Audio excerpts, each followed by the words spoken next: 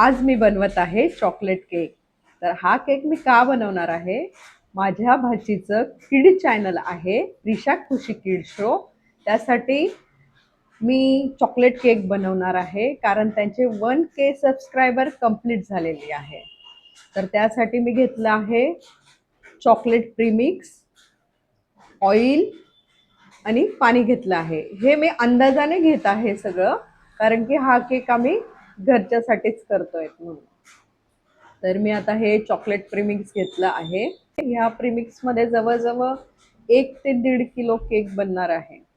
आता त्यात मी ऑइल टाकून घेतलं आहे. आता त्यात पाणी घालून घ्यायचं आहे. 1 ग्लास भरून मी पाणी त्याला लागणार आहे. तर ते पाणी आपल्याला ना लागत लागत टाकायचं आहे आणि आता त्याला चांगलं मिक्स करून घेणार आहे. लागत लागतच पाणी टाकायचं आहे, कारण की खूप पातळ पण नको व्हायला आणि घट्ट पण नको व्हायला. आणि त्याच्यामध्ये जे हे झालेलं असतं ना, असं बघा, व्हाईट व्हाईट मध्ये मध्ये हे झालेलं असतं, ते आपल्याला चांगलं फेटून घ्यायचं आहे, जेणेकरून एकही गिठोळी त्यात राहायला नको. आता मी परत पाणी घेतलं आहे, कारण की अजून पाणी लागणार आहे आपल्याला प्रीमिक्समध्ये. चॉकलेट प्रीमिक्स आहे ते. परत त्याला चांगलं फेटून घे आणि मग टेक्स्चर खूप छान येतं, केक पण छान बनतो. जर आपण खूप घाई गडबड केली तर मग केक बनायला पण थोडं थोडं प्रॉब्लेम येतं. बघा, त्याला चांगलं हलवून घ्यावं लागतंय. आता ह्या स्टेजमध्ये आलेलं आहे आपलं. बघा, व्यवस्थित स्मूथली पडतंय आपलं बॅटर. आता परफेक्ट झालेलं आहे. आता मी काय करणार आहे, एक टीन घेतला आहे स्क्वेअर शेपमध्ये. माझ्याकडे बटर पेपर अवेलेबल नव्हता, तर मी हे ट्राय केलेलं आहे. याला ऑइल लावून घेतलं आहे. ऑइल व्यवस्थित लावून घ्या. मी अशी एक एक रेसिपी ट्राय करत जाणार आहे. बघा, तुम्ही पण ट्राय करून बघा घरच्या घरी. आणि आपल्याला म्हणजे घरी खूप काही वस्तू अवेलेबल आहेत, त्यात तुम्ही ते ट्राय करू शकता. आता चौफेर तेल लावून झालेलं आहे. आता जे बॅटर आपण बनवलं आहे ना, ते आपण आता या टीनमध्ये टाकून घेऊया. सो परफेक्ट सगळीकडे बसलं पाहिजे ते. थोडंसं टॅप करून घेतलं आहे मी. चौफेर असं छान हे होऊन जाणार. एका स्पॅटुलाच्या साह्याने पण मी त्याला थोडंसं स्प्रेड करून घेतलं आहे. आता आपण काय करूया, गॅसवर एक स्टीलचं पातेलं ठेवलं आहे मी. ॲल्युमिनियमचं ठेवलं तरी चालेल, पण माझा डब्बा ह्याच पातेल्यात बसणार होता, म्हणून मी स्टीलचं पातेलं घेतलं आहे. आणि हे मीठ टाकून घेतलं आहे खाली, आणि त्यात स्टँड ठेवलं आहे. जास्त करून आपण ॲल्युमिनियमचंच पातेलं घेतलं पाहिजे जर तुम्हाला गॅसवर बनवायचं असेल तर. आता मी ते ठेवून घेतलं आहे आपलं केकचं टीन. तर त्यावर मी काय करणार आहे, एक झाकण ठेवणार आहे. मी स्टीलच्या पातेल्यात ठेवलं ना, मला एक गोष्ट लक्षात आलं की आपण ॲल्युमिनियमच्याच पातेल्यात हे ठेवलं पाहिजे, जेणेकरून ना ते पटकन होतं केक. यात थोडा मला वेळ लागला आहे स्टीलच्या पातेल्यामध्ये. आधी मी फ्लेम थोडी फास्ट केलेली आहे, मग थोड्या वेळाने मी तिला कमी करून घेतला आहे.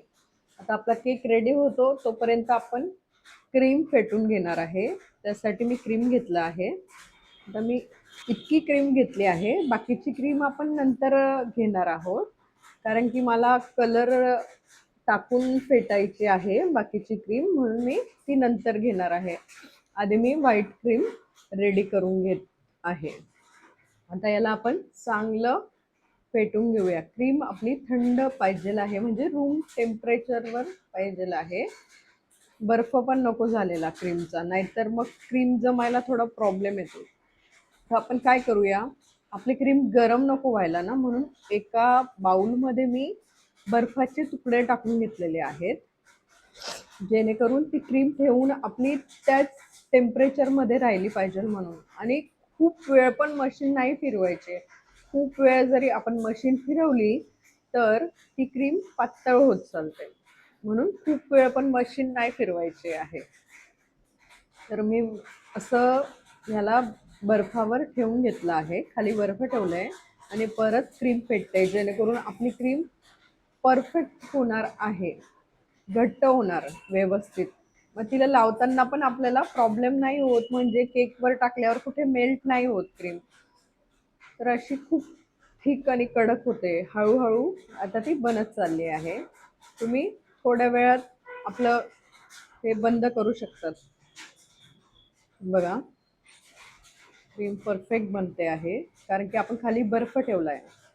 जर तुम्ही नवीन असाल ना क्रीम वगैरे फेटण्यात वगैरे, तर तुम्ही हे ट्राय नक्की करून बघा. बघा, मी खूप त्याच्या अवतीभोवती बर्फ टाकलाय, कारण की आपला केक होतोय तोवर मी क्रीम फेटून घेतली आहे.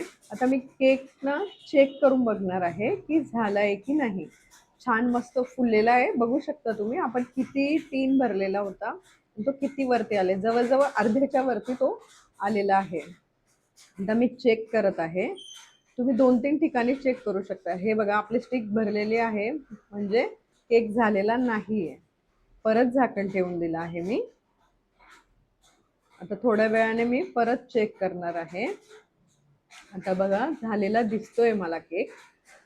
तर मी आता एका काडीच्या साह्याने त्याला चेक करणार आहे. हां, आता आपला केक परफेक्ट झाला आहे, कारण की त्याला काहीही चिपकलेलं नाहीये. परत दुसऱ्या 2-3 ठिकाणी 2-3 जागेवर आपण चेक करायचं आहे, म्हणजे सगळीकडून तो सारखा झालेला पाहिजे, शिजलेला पाहिजे. तर मी आता त्याला काढून घेणार आहे. थोडंसं मला काढताना पण थोडंसं असं प्रॉब्लेम आला. बघा, हां, आता अलगद मी त्याला काढून घेतलं आहे. तर आपण त्याला साईडला ठेवून देऊया आणि थोडं थंड होऊ देऊया. तर मी ते केक थंड झाल्यावर मग काढणार आहे. केक थंड झाल्यावर काढलेला आहे. एका चाकूच्या साह्याने मी त्याला 2 भागात कट करून घेणार आहे. तुम्ही एखादी दोरा घालून जरी हा आतमध्ये टाकलं ना, तर खूप छान निघतं. मी असं काढलं आहे. थोडेसे क्रम्स आले आहेत त्याला मधून, बघू शकता तुम्ही. आपली लादी कशी अलगद निघते आहे. बघा, मी आता त्याला उचलायला ट्राय करते. बघून घ्या, किती छान दिसतोय केक. एकदम सॉफ्ट झालेला आहे. बघा, आणि घाबरण्याची चिंता नाही. कुठे कुठे कट झालाय ना, त्यात आपण तो जो खाली थोडा थोडा केक पडलेला आहे ते भरून घेऊ शकतो आपण नंतर. आता एक शुगर सिरप मी तयार केलेला आहे, तर ते चौफेर मी केकवर टाकून घेणार आहे, जेणेकरून आपला केक अजून सॉफ्ट होईल आणि परफेक्ट स्वीटनेस येणार आहे त्याला. बघा, चौफेर मी हे करून घेतलंय, म्हणजे कुठेही कडक नको राहायला, त्याच्याने खूप सॉफ्ट बनतो केक. म्हणून शुगर सिरप आपण टाकायचं आहे.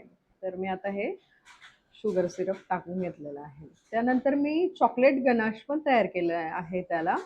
मुलांना चॉकलेट खूप आवडतं, म्हणून मी त्याच्यावर चॉकलेटचं पण एक कोटिंग करून घेतलेलं आहे. आता मी सगळीकडे हे पसरवणार आहे. बघा, कुठे कुठे ना आपला केक निघाला आहे कट करताना, तर मी ते आपण त्यात तो भाग भरून घेऊ शकतो. अशा पद्धतीने आपण करायचं आहे. सगळीकडे स्प्रेड करून लावून घेतलेलं आहे. मी आता याच्यावर चॉकलेट स्प्रिंकल टाकून घेतले आहेत. मुलांना चॉकलेट खूप आवडतं, म्हणून मी खूप ते चॉकलेट वगैरे घातलं आहे, चॉकलेट स्प्रिंकल घातले आहेत. खाताना पण खूप छान लागतं मग ते.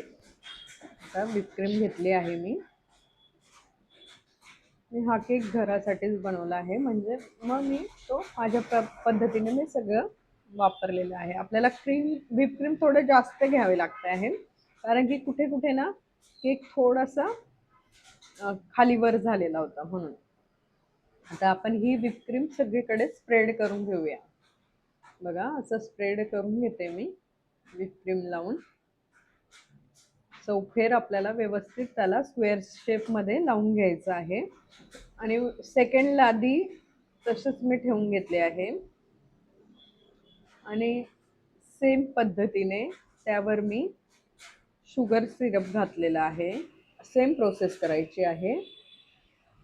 आता याच्यावर मी चॉकलेट गनाश पण टाकणार आहे. जो आपला हा फ्रंट लेअर आहे ना, वरचा भाग जो आहे ना, त्याला हे चॉकलेट गनाश मी लावून घेतलं आहे. चौफेर असं फिरून घेतलं आहे आणि त्याला शेप द्यायचा पण मी प्रयत्न केला आहे, जेणेकरून चारही साईडने व्यवस्थित झाला पाहिजे. कुठे खाली वर दिसत असेल तर तिथं मी केक ॲड केलेला आहे. हे चॉकलेट स्प्रिंकल मी इथं टाकायला नको होतं, कारण की आपल्याला वरचा बेस जो आहे ना तो पूर्ण व्हाईट बनवायचा आहे.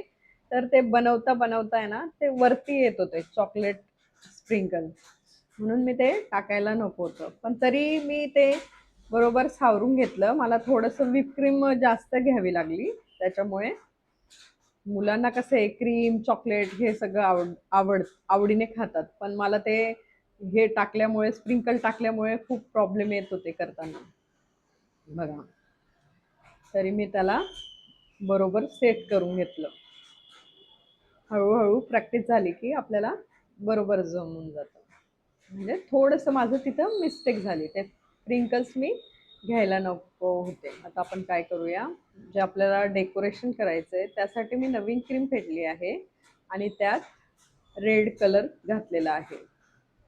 रेड कलर टाकायचा आणि मशीनच्या साह्याने परत आपण ती क्रीम फेटून घ्यायचं आहे. रेड कलर होत आहे, थोडा पिंकिश झाला आहे.